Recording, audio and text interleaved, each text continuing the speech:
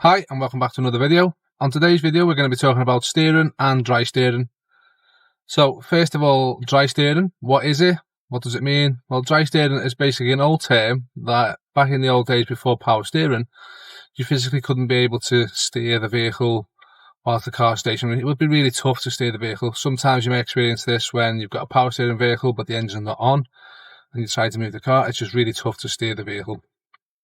With modern vehicles, they have power steering, and what power steering enables is the vehicle to be steered whilst on the spot to make you get into smaller gaps much easier.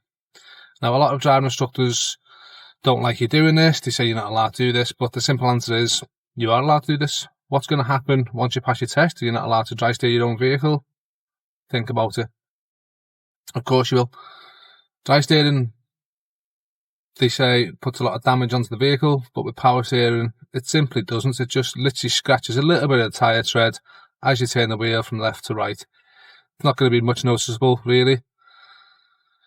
And the other thing is steering techniques. So with steering techniques, you'd have been told maybe by your parents or your instructor that you've got to push-pull. Well, what is push-pull? Push-pull is basically feeding the wheel through your hands like this, which enables you to steer the vehicle. Some may say overhand technique, which is this technique. As you steer in that way and then back that way, that is overhand technique. And the other one is obviously where people use the palm. Now, what do you think the downside of steering with your palm may be? What could happen if your hand's a little bit sweaty? Does that make sense? So basically, you don't get marked on any steering technique on your driving test as long as you're in full control of the vehicle and steering is smooth. Hope this helps with the steering issue, but if you have a driving instructor that does say you can't dry steer, that is just personal preference within the driving instructor themselves. But if it's got power steering, there's no reason why you can't do it. Bye for now.